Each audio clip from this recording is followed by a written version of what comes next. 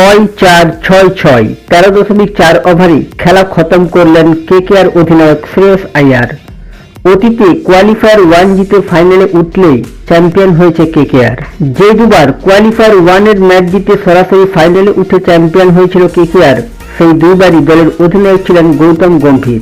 আর এবার 2024 আইপিএলেও কোয়ালিফায়ার 1 জিতে সরাসরি ফাইনালে উঠল কেকেআর। এবার দলের মেন্টর গৌতম গম্ভীর।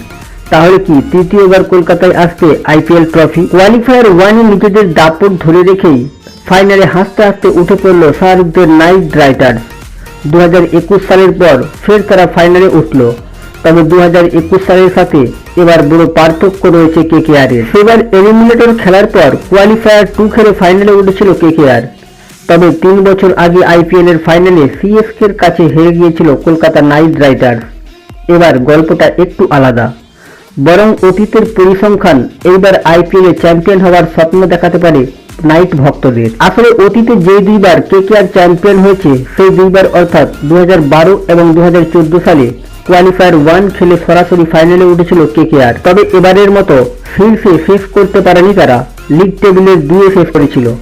এবার তো পয়েন্ট টেবিলের শীর্ষে শেষ করেছে গম্ভীরের নাইট বাহিনী এবং কোয়ালিফায়ার 1 এ দাপটের সঙ্গে জিতে ফাইনালে উঠেছে তারা।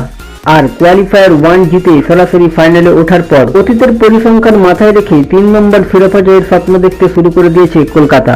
তবে এখানেও একটি টুইস্ট রয়েছে। যে দুইবার কোয়ালিফায়ার 1 এর ম্যাচ জিতে সরাসরি ফাইনালে উঠে চ্যাম্পিয়ন হয়েছে কেকেআর, সেই দুইবারই দলের অধিনায়ক ছিলেন গৌতম গম্ভীর। আর এবার 2024 আইপিএলেও কোয়ালিফায়ার 1 জিতে সরাসরি ফাইনালে উঠল নাইটরা। আর এই বছর দলের মেন্টর হিসাবে দায়িত্বে রয়েছেন সেই গৌতম গম্ভীর। গম্ভীরের সবাই কি তৃতীয় ট্রফি আসছে কলকাতায়? অতীতের এই পরিসংখ্যান দেখে ট্রফি জেতার স্বপ্ন বুনতে শুরু করে দিয়েছে কলকাতা নাইট রাইডার্স ফ্যানেরা। কেকেআর কি পারবে চলিত মৌসুমের ট্রফি নিজেদের ঘরে তুলতে? অবশ্যই আপনাদের মতামত কমেন্টে জানাতে ভুলবেন না।